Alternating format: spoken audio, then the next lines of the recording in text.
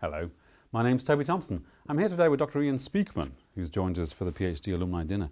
Ian, you graduated in 2009, as I understand. Tell us more about your topic and what you were doing in your studies.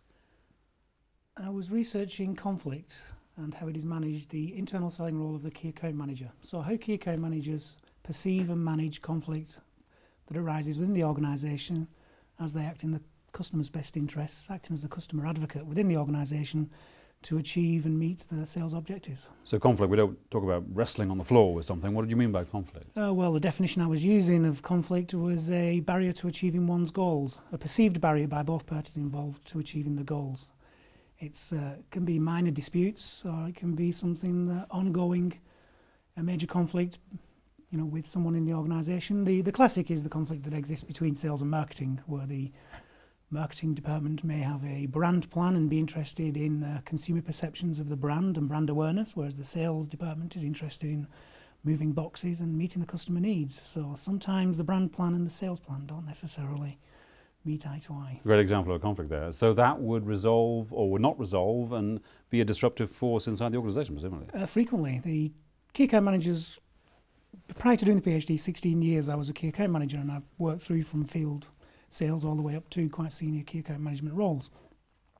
And my interest in this came from doing this particular job, and I was frequently encountering conflicts with the finance department, where they would want an invoice to be paid towards the year end because they were doing year end, and it might be a substantial amount for the customer who may not want to pay it immediately, and then you have this trying to explain the customer's need and the benefit of hanging fire while there's a year end coming up.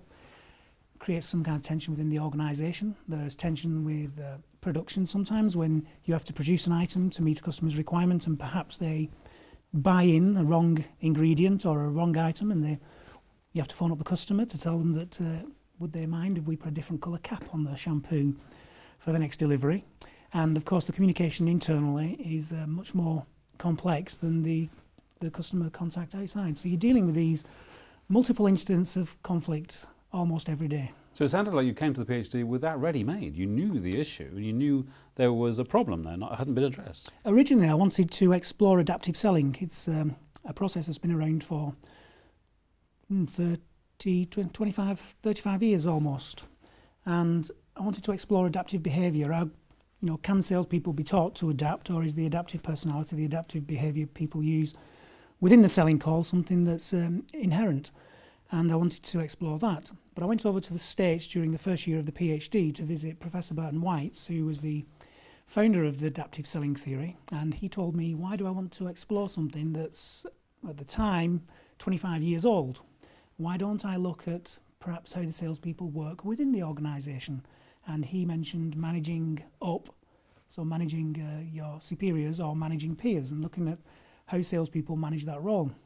And when I came back at the end of the first year, when we did our first year presentations, one of my colleagues, Ruth Seeley, suggested I start to look at the psychology literature, which I hadn't explored up until that point. I'd been looking predominantly at management literature. So I did. I started to explore psychology literature, particularly conflict management theory, and that's when this whole topic of exploring conflict within the organisation and how specifically how key account managers perceive and handle it became reality. So a year into the process. So it actually changed, it kind of metamorphed all the way through the first year process. I think Lynette Rouse was my supervisor. I was going to her office, and every time I went to her office I was coming up with something different, writing on the whiteboard, and after about 12, 14 months it finally grew into this exploration of conflict. And where's that led you then? What are you doing with that experience, which seemed pretty transformative at the time? Well, currently I'm working as an assistant professor of international negotiation and sales management in ESSEC Business School in France. As a direct consequence of you doing the PhD? It's the getting a position that explores what it is I'm doing, which is predominantly the commercial relationships. Is quite difficult. In the United States there are a lot of positions of sales academic positions, so professors of sales, but in Europe Lynette's the only one in the UK, and there are very few throughout Europe. ESSEC had created a negotiation track 3 years ago. Was the first year, and he was the head of the bachelor programme. He was running this negotiation programme. I went for the interview just April 2009, and was introduced to the department and was subsequently offered the job, which meant I had my free rein to develop a whole track in the marketing department on negotiation. In your area? How amazing So I is was that? the negotiation and sales management department. So Amazing. from that point on, it's grown now to a staff of 4, which makes us the largest program on negotiation in Europe, outside of Harvard. And we offer master's degrees. The students can major specifically in negotiation. So it's one of the only places where they can study for 2 years on a master's program doing subjects purely related to negotiation and sales management. Incredible. All because of the hunch that you had some years ago.